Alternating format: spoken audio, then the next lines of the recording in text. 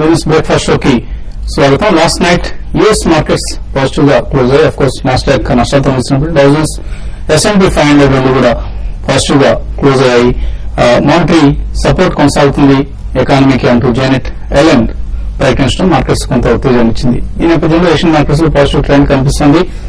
SGX Nifty 6700 పైన trade అవుతూ ఒక పాజిటివ్ ఓపెనింగ్ ను ఇండికేట్ చేస్తుంది. యుక్రెయిన్ బోర్డర్స్ నుంచి ట్రూప్స్ విడ్రా చేస్తున్నట్టు రష్యా అధ్యక్షుడు పుతిన్ ప్రకటించడం వల్ల కొంత మార్కెట్స్ లో పాజిటివ్ ట్రెండ్ కారణంగా మనం ఈ విధంగా చెప్పుకోవచ్చు. ఇక మన మార్కెట్స్ విషయానికి వస్తే మార్కెట్స్ నిన్నటి నష్టాల తర్వాత ఇవాళ పాజిటివ్ గా ప్రారంభమయ్యే అవకాశాలు కనిపిస్తున్నాయి. అండ్ మన రాష్ట్రంలో ఉభయ రాష్ట్రాల్లో ఇన్ఫాక్ట్ పోలింగ్ ముగిసింది.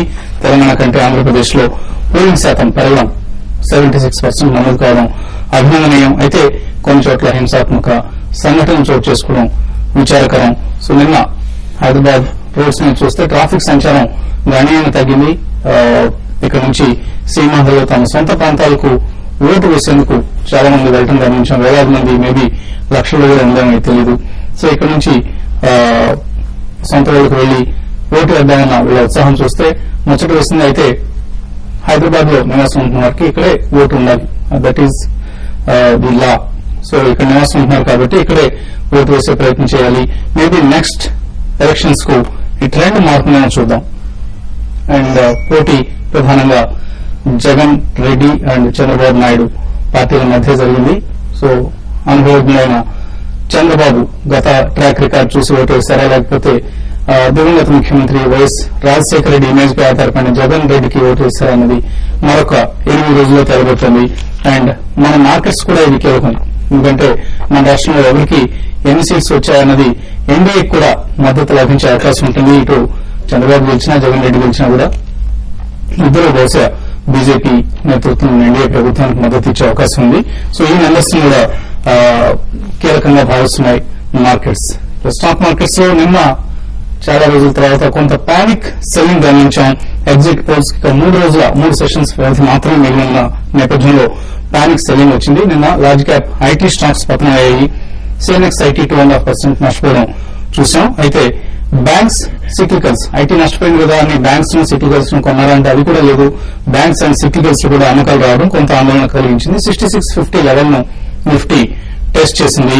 తిరిగి ఇవాళ బహుశా 6700 మార్కును క్యాచ్అప్ చేసే అవకాశాలు కనిపిస్తున్నాయి.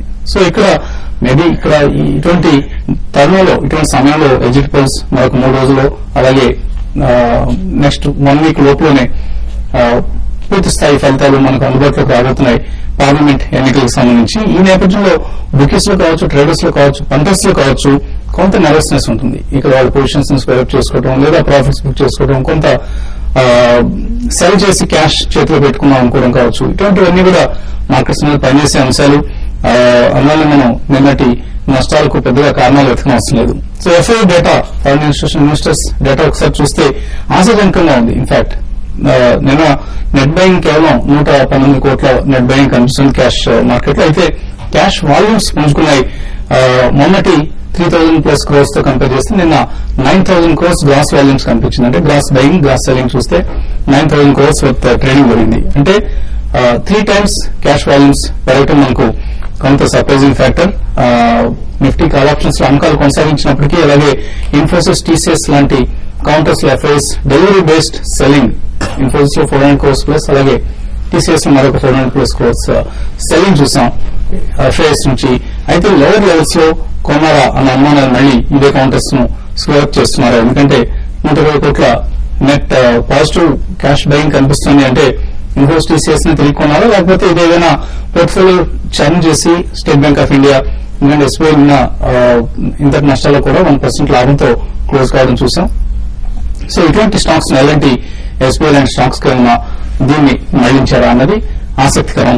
అండ్ ఈ నేపథ్యంలో మనం కూడా బ్లూ చిప్ సిక్లికల్స్ కు పరిమితం కావడం మంచిది. బ్యాంక్స్ కావచ్చు, క్యాపిటల్ గూడ్స్ కావచ్చు, ఆర్ ఈవెన్ కొన్ని మెటల్స్ అండ్ ఇన్ఫ్రా స్టాక్స్ కావచ్చు. వీటిలో బ్లూ చిప్స్ లో ఇన్వెస్ట్ చేయడం అనేది బెస్ట్ స్ట్రాటజీ అవుతుంది ప్రస్తుతానికి. హైబీటా సిక్లికల్స్ ఏవైతే ఉన్నాయో వాటిని కొంత అవాయిడ్ చేసి మేబీ ఒక 1 వీక్ అటువంటి బయింగ్ ఏదైనా ఉంటే దాన్ని పోస్ట్పోన్ చేసుకోవడం మంచిది. ఎలక్షన్స్ తర్వాత కూడా ఆపర్చునిటీస్ చాలా వస్తాయి మనకు. సో కొద్దిగా కాషియస్ గా వెళ్ళడం మంచిది. Of course high risk takers can even go for buying in అని ఎవ్రీ డిప్, అది మనం వేరేగా చెప్పనవసరం లేదు. అదర్వైజ్ కొంత కాషియస్ గా ఉండడం అనేది ఇక్కడ అడ్వైజబుల్. ఈ పరిస్థితి నుంచి అనలిస్ట్ ఏమంటున్నారో అడుగుదాం. సో ఇటువంటి పాజిటివ్ మూవ్ రాబోతుంది మార్నింగ్ ఓపెనింగ్ లో నిఫ్టీకి సంబంధించి. సో ఈ పాజిటివ్ మూవ్ ట్రేడర్స్ కావచ్చు, ఇన్వెస్టర్స్ కావచ్చు, ఎలా ఉపయోగించుకోవాలి? ఫస్ట్ ఆఫ్ ఆల్ మార్కెట్ నిన్న కొంచెం పానిక్ గానే కొంచెం బాగా డౌన్ సైడ్ రియాక్షన్ వచ్చినప్పటికీ ఓవర్ గా కొంచెం ఇంకా పాజిటివ్ గానే ఉందని చెప్పొచ్చు. ఎందుకంటే రెండో వారం కూడా కరెక్ట్ గా 6650 మన లాస్ట్ 10 రోజులుగా చెప్తున్న ఒక మేజర్ సపోర్ట్ దగ్గరికి రావడము, అక్కడ దానిపైన క్లోజ్ అవడము, కరెక్ట్ గా వాళ్ళ 2 రోజులు కూడా దానిపైన కొంచెం పాజిటివ్ గా రికవరీ అవడం చూస్తుంటే కనుక ఈ మేజర్ సపోర్ట్ అయిన 6650ని మార్కెట్ నిలదొక్కుంటుందని ఒక ఫస్ట్ ఇండికేషన్ కనిపించింది. ఇవాళ సెకండరీ అండ్ ఫైనల్ కన్ఫర్మేషన్ కూడా వచ్చే అవకాశం ఉంది. ఇవాళ కనుక మార్కెట్ నిన్నట్లాగే రికవరీ క్లోజింగ్ 6650 పైన క్లోజ్ అయ్యి అలాగే ఇంకా కొంచెం స్ట్రాంగ్ డేస్ హై దగ్గర కనుక క్లోజ్ అయిందంటే మటుకు నా దేశంలో మళ్ళీ మార్కెట్ లో ఒక అప్ ట్రెండ్ బిగిన్ అయ్యే అవకాశం ఉంది. ఇవాళ మీరు చెప్పినట్టుగా కొంచెం ఓపెనింగ్ లో పాజిటివ్ గా వచ్చి కరెక్ట్ గా 6700 ని ఒకసారి పరీక్షించే అవకాశం ఉంది ఫస్ట్ హాఫ్ అన్ అవర్ లో. 6700 పైన కనుక కాసేపు నిఫ్టీ కనుక ఒక 10-15 మినిట్స్ ట్రేడ్ అయిందంటే కనుక లాంగ్ పొజిషన్ తీసుకోవచ్చు. జస్ట్ 20 పాయింట్స్ 6680 కింద స్టాప్ లాస్ పెట్టి హోల్డ్ చేయొచ్చు. సో షార్ట్ పొజిషన్స్ ఇంకా పూర్తిగా అవాయిడ్ చేయడం మంచిది. ఒకవేళ కనుక ఏమైనా నెక్స్ట్ 1 or 2 డేస్ లో ట్రేడింగ్ డేస్ లో కనుక 6650 నిలదొక్కుకోకుండా దాని కింద కనుక క్లోజ్ అయితే అప్పుడే కొంచెం లాంగ్స్ ఎగ్జిట్ చేసి షార్ట్ పొజిషన్స్ అనేది కొంచెం కాషియస్ గా బిల్డప్ చేయొచ్చు. అలాగే బ్యాంక్ నిఫ్టీ చూస్తే కనుక లాస్ట్ 2-3 రోజులు కరెక్ట్ గా 13,000 స్థాయిని కొంచెం ఫెయిల్ అయ్యి దాని కింద క్లోజ్ అయినప్పటికీ లాస్ట్ కాసేపట్లో కొంచెం క్లోజింగ్స్ అనేది రికవర్ అయ్యి కొంచెం ఇంచుమించు క్లోజర్ టు 13,000 కొంచెం హై దగ్గర క్లోజ్ అవుతుంది. అంటే కొంచెం బ్రేక్ డౌన్ వచ్చినప్పటికీ మార్కెట్ లో నిఫ్టీలో బ్యాంక్ నిఫ్టీలో కొంచెం స్ట్రెంత్ కనిపిస్తుంది. ఒకవేళ కనుక ఇవాళ బ్యాంక్ నిఫ్టీ 13,000 పైన కనుక క్లోజ్ అయిందంటే మళ్ళీ ఒక ఫ్రెష్ ర్యాలీ వచ్చే అవకాశం ఉంది. సో 13,000 పైన కనుక క్లోజ్ అయితే స్ట్రాంగ్ గా డేస్ అయితే లాంగ్ పొజిషన్ తీసుకుని స్ట్రిక్ట్ గా 13,000 కింద స్టాప్ లాస్ పెట్టచ్చు. సో అందువల్ల మార్కెట్ ఇంకా కొంచెం పాజిటివ్ గానే ఉంది. లాంగ్ పొజిషన్స్ స్ట్రిక్ట్ గా 6,650 కింద స్టాప్ లాస్ పెట్టి హోల్డ్ చేయొచ్చు. క్లోజింగ్ స్ట్రాంగ్ గా ఉంటే లాంగ్ పొజిషన్ తీసుకుని స్టాప్ లాస్ మెయింటైన్ చేయొచ్చు. సో ఆన్ ద హోల్ 6650 ఇవాళ రేపు నిలబడుతుందా లేదా అనేది కీలకమైన అంశం. సో లాంగ్ పొజిషన్స్ తీసుకుంటున్నారు మొన్న సుందర్ గారు. సో ఇటువంటి ఎఫ్ఎంలో ప్రత్యేకించి ఎటువంటి పొజిషన్స్ తీసుకోవచ్చు? కాల్ ఆప్షన్స్ కొనుక్కొని కూర్చోవడం మంచిదా ఇప్పుడు? అంటే అది మార్కెట్స్ అనేది ఏ విధంగా రియాక్ట్ అయితే ఒక బీజేపీ గవర్నమెంట్ మంచి మెజార్టీతో కానీ గవర్నమెంట్ ఫామ్ చేసినట్టే డెఫినెట్ గా పాజిటివ్ గా రియాక్ట్ అవుతాయి. కాబట్టి అయితే మీరు అన్నట్టుగా కాల్ పొజిషన్ తీసుకుని ఈ రోజు ఇప్పుడున్న పరిస్థితిలో తీసుకొని మనం అప్పటి వరకు హోల్డ్ చేయాలంటే మాత్రం ప్రీమియమ్స్ చాలా ఎక్కువ ఉన్నాయి. కాబట్టి దాన్ని దృష్టిలో పెట్టుకుని కొన్ని సెలెక్టెడ్ స్టాక్స్ ఏవైతే బీజేపీ గవర్నమెంట్ వస్తే కొంచెం బెనిఫిట్ పొందుతుంది అనే స్టాక్స్ అదాని గ్రూప్ కానివ్వండి, ఐఆర్బీ కానివ్వండి, ఇటువంటి స్టాక్స్ లో కాల్ పొజిషన్ తీసుకోమని చెప్తాం. లాస్ట్ వీక్ కూడా మనం రికమెండ్ చేయడం జరిగింది కొన్ని స్టాక్స్ ని. కాబట్టి వాటిలో కాల్ పొజిషన్ తీసుకోమంటాను. బట్ ఓవరాల్ ట్రెండ్ పరంగా చూస్తే లాస్ట్ 1 వీక్ గా మార్కెట్ లో ఒక సెల్లింగ్ అనేది మనకి ఈవెన్ ఎఫ్ఎండ్ఓ లో కూడా రావడం చూసాము. ఎఫ్ఎస్ కూడా చాలా హెడ్జింగ్ స్ట్రాటజీలో ఉన్నారు. అంటే నిఫ్టీలో లాంగ్ ఉండి తర్వాత పుట్ ఆప్షన్ తీసుకుని లేకపోతే స్టాక్ ఫీచర్స్ లో లాంగ్ ఉండి అదే స్టాక్స్ పుట్ ఆప్షన్ తీసుకుని విధంగా హెడ్జింగ్ మెథడ్ అనేది మార్కెట్ లో కనపడుతుంది. బట్ నెక్స్ట్ 2-3 రోజులు మార్కెట్ స్టడీగానే ఉండే అవకాశం ఉంది. నెక్స్ట్ వీక్ లోనే మార్కెట్ లో ఒక ఎగ్జిట్ పోల్స్ మనకి 12th అయిపోగానే అంటే 13th మనకి ఎగ్జిట్ పోల్స్ వస్తాయి. కాబట్టి ఆ రోజు మార్కెట్స్ లో చాలా హ్యూజ్ స్వింగ్ రావడానికి ఎలక్షన్స్ రిజల్ట్ ముందు రావచ్చు. కాబట్టి నా ఉద్దేశం ప్రకారం కాల్స్ తీసుకోమని సజెస్ట్ చేస్తాను. బట్ అది రిస్క్ అనేది చాలా 50-50 అంటే 100% బెనిఫిట్ పొందే అవకాశం కూడా కనపట్లేదు. కాబట్టి ఆ రిస్క్ తీసుకునే కెపాసిటీ ఉన్న వాళ్ళే కాల్ ఆప్షన్ తీసుకోమంటారు. లేదంటే మాత్రం మార్కెట్స్ కి నెక్స్ట్ 1 వీక్ కోసం మార్కెట్స్ ట్రేడర్స్ మాత్రం కొంచెం దూరంగానే ఉండమంటాను. వాళ్ళు ట్రేడింగ్ చేసుకోవాలంటే ఆ రోజు అప్పుడు కొన్ని పరిస్థితులను అనలైజ్ చేసుకుని అప్పుడు పొజిషన్ తీసుకొని అదే రోజు ఎగ్జిట్ కావడం చాలా కొత్తగా కనపడుతుంది. నిన్న విషయానికి వస్తే నేను డే అంతా కూడా సెల్లింగ్ మోడ్ లోనే ఉంది. మనకి లాస్ట్ హాఫ్ అన్ అవర్ లో మరి న్యూస్ ఇంటర్వ్యూలో న్యూ లోస్ రావడం చూసాము. కాబట్టి నిన్నటి ఈవెన్ డెలివరీ బేస్డ్ కూడా కొన్ని కౌంటర్లు జరిగింది. ఐటీ కౌంటర్స్ లో మాత్రం ఎవరైతే లాంగ్ పొజిషన్స్ ఉన్నారో ట్రేడర్స్ మరి ముఖ్యంగా ఏమాత్రం ర్యాలీ వస్తే ఎగ్జిట్ కమని చెప్తాను. ఇప్పట్లో మళ్ళీ ఐటీ స్టాక్స్ పెద్దగా పెరిగే అవకాశం లేదు. మరి ముఖ్యంగా ఇన్ఫోసిస్ చూస్తే 7 నెలల లోకి టచ్ అవుతుంది. ఇంకా ఫర్దర్ గా వీక్ అయ్యే అవకాశం ఉంది. ఈవెన్ టీసీఎస్ కూడా కొంత వీక్ గా ఉంది. కాబట్టి వీటిని ట్రేడర్స్ లాంగ్ పొజిషన్స్ అయితే అవాయిడ్ చేయమంటారు. ఆల్రెడీ ఫ్యూచర్స్ లో ఎవరైతే బై చేసి ఉంటే మాత్రం కొంచెం ర్యాలీ వస్తే వాటిలో ఎగ్జిట్ కమ్మంటారు. ఈ రోజు మాత్రం కొంచెం బ్యాంక్స్ కొంత సెల్ ఆఫ్ లో చూసాం కొన్ని mid cap banks. But selected వాటిలో కొంత సెల్ ఆఫ్ ఉంటుంది. బట్ బ్యాంక్ నిఫ్టీ పరంగా చూస్తే ఈ రోజు కొంచెం స్ట్రాంగ్ ఉండే అవకాశం ఉంది. వేరే లెవెల్లో బ్యాంక్ నిఫ్టీని బై చేయమంటాను. తర్వాత high beta counters mid cap counters లో కొన్నిట్లో బయింగ్ రావచ్చు. వాటిలో కూడా లాంగ్ పొజిషన్ తీసుకుని సజెస్ట్ చేస్తాను. ఈ రోజు మాత్రం మార్కెట్ బాగుండే అవకాశం ఉంది. లాస్ట్ మినిట్ వరకు ర్యాలీ రావడానికి కూడా అవకాశం కనపడుతుంది. సిండికేట్ బ్యాంక్ రిజల్ట్ డిసప్పాయింట్ చేసింది. నేను కూడా ఈ స్టాక్ లో రిజల్ట్ వెలువడిన తర్వాత ఆల్మోస్ట్ 7% వరకు స్టాక్ క్షీణించడం చూసాం.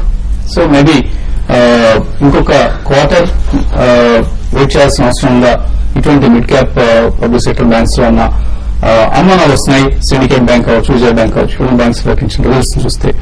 కాంగ్రెస్ లైన్ అనేది ప్రభాకర్ హైదరాబాద్ నుంచి ఫస్ట్ కాలర్. హలో నమస్తే అండి. ఇప్పుడు యునైటెడ్ బ్యాంక్ కొనడానికి ఇప్పుడు బాగానే ఉంది సార్. 6 months ఆర్డర్ టైం పెట్టుకుని కొనొచ్చు సార్. అసలు విజయ బ్యాంక్ ఆల్రెడీ ఉన్నాయి నా దగ్గర 1500 వరకు డిస్పోజ్ చేసి తీసుకుందాం అనుకుంటా. What is your advice sir? United bank result మనకు లాస్ట్ క్వార్టర్ తో పోలిస్తే ఎంకరేజింగ్ వచ్చింది, వర్స్ట్ అయిపోయిందన్న ఫీలింగ్ కలుగుతుంది. ఈ నేపథ్యంలో తీసుకోవచ్చా? ఫండమెంటల్ గా చూస్తే పాజిటివ్ గానే ఉందండి. కాకపోతే టెక్నికల్ గా 24 రూపీస్ నుంచి 38 రూపీస్ వరకు పెరిగి కరెక్ట్ గా 38 to 40 రూపీస్ దగ్గర లాస్ట్ 6 months గా చూస్తే కనుక మేజర్ టాప్ ఏర్పడింది. సో అక్కడ మేజర్ లాంగ్ టర్మ్ రెస్టింగ్స్ కాబట్టి స్ట్రాంగ్ మేజర్ కరెక్షన్ ఇస్తాము. నా బేస్ ఒక మైనర్ కరెక్షన్ ఫర్దర్ గా కంటిన్యూ అయ్యే అవకాశం ఉంది. క్లోజర్ టు 30-31 దగ్గర సపోర్ట్ తీసుకునే అవకాశం ఉంది నెక్స్ట్ ఫ్యూ డేస్. అక్కడ బై పొజిషన్ తీసుకోవచ్చు. అలాగే విజయ బ్యాంక్ కూడా చూస్తే కనుక 35 రూపీస్ నుంచి 43 వరకు కొంచెం స్వల్ప అప్ ట్రెండ్ చూసాము. బ్యాంకింగ్ ర్యాలీలో కొంచెం స్వల్పంగా పెరగడం చూసాము. మళ్ళీ లాస్ట్ 2 days గా కరెక్షన్ ఉంది చూస్తున్నాం. కానీ 38-36 రూపీస్ దగ్గర చాలా స్ట్రాంగ్ సపోర్ట్ ఉంది. 2 స్టాక్స్ కూడా మీరు డిప్లో బై చేయొచ్చు. సో విజయ బ్యాంక్ నుంచి ఆయన యునైటెడ్ బ్యాంక్ షిఫ్ట్ అవుదాం అనుకుంటున్నారు, మీరు 2 కొనుక్కోమంటున్నారు. 2 పాజిటివ్ అండి. నా ఉద్దేశం షిఫ్ట్ అవ్వదు. విజయ బ్యాంక్ లో ఉండడం మంచిదా లేకపోతే యునైటెడ్ బ్యాంక్ మారడం మంచిదా? విజయ బ్యాంక్ లో ఉండొచ్చండి. ఎందుకంటే యునైటెడ్ బ్యాంక్ ఆఫ్ ఇండియా కన్నా కొంచెం విజయ బ్యాంక్ కొంచెం బాగా అవుట్ పర్ఫార్మ్ చేసిన స్టాక్. పైగా ఇంకా టెక్నికల్ గా చూస్తే కనుక చాలా బెనిష్ గా కనిపిస్తుంది. మంత్లీ చార్ట్ లో కూడా ఒక బ్రేక్అవుట్ కనిపించింది. విజయ బ్యాంక్ లోనే మీరు తీసుకోవడం మంచిది. తర్వాత కావాలి లైన్ ఉన్నారు హైదరాబాద్ నుంచి Vijay. Hello hello good morning sir. Good morning sir నేను ఈ రోజు MCX షేర్స్ ఒక 1000 షేర్స్ 5 to 10 years యూఎస్ తీసుకోవాలనుకుంటున్నాను. ఎంట్రీ కావాలంటే వెయిట్ చేయమంటారా? వద్దు, మీరు ఇవాళ డెవలప్మెంట్ ని ఫాలో అయ్యారో తెలియదు. జిగ్నేష్ షాని కూడా అరెస్ట్ చేయడం జరిగింది. సో ఈ నేపథ్యంలో కంపెనీ ఏదైతే క్యాపిటల్ రైజ్ చేద్దాం అనుకుంటున్నారో వీటన్నిటికీ కొంత బ్రేక్ పడే అవకాశం కనిపిస్తోంది. ఏదైనా టెక్నికల్ గా ఎలా కనిపిస్తుంది MCX?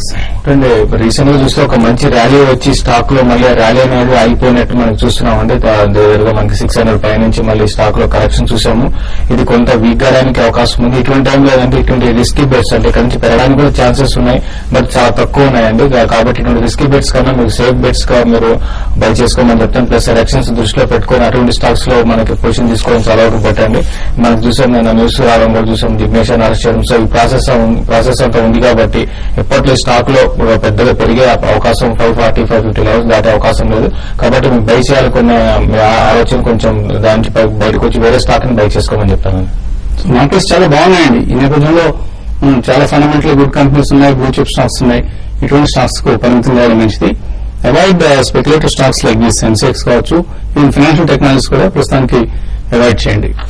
మరిన్ని కాల్స్ తీసుకోవడం కాసేపు ప్రకటన.